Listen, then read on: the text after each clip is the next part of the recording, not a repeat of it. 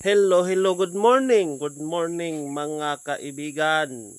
Usapang kambing na naman tayo. Ang kambing ko, ang alaga kong kambing ay isang hybrid Anglo-Nubian. Kaya ipapakita ko sa inyo paano siya alagaan. Kasi po yung Anglo-Nubian or hybrid na kambing ay hindi po katulad ng native na kambing. Kasi po yung native na kambing pwede lang nating ilagay sa tabi-tabi. Doon matulog, doon magdumi. Yan po ang native na kambing. Pero yung hybrid tulad ng Anglo-Nubian ay kailangan talaga may sarili silang bahay. Andun siya, papakita ko sa inyo. Ito, papunta tayo sa kanilang bahay. Ayan sila, tatlo. Ayan. Isang toro, isang dumalaga, at isang maliliit pa. Hello po, kumusta na po? Ito, bubuksan na po natin. Ito na tayo. Pasok na tayo sa loob.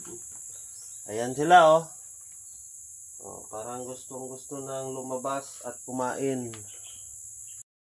Ito ang sa umaga, araw-araw ko itong nililinis. Kailangan naka-elevate talaga yung higaan nila doon sa lupa.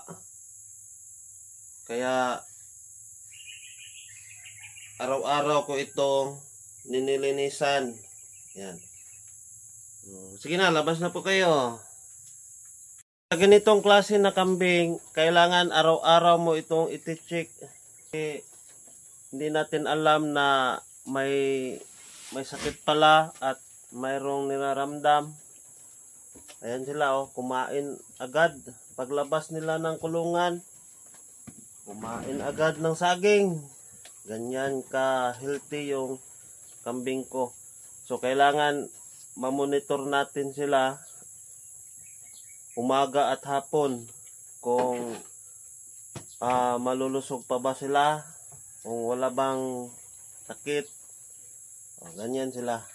Okay, maraming salamat po at bye-bye.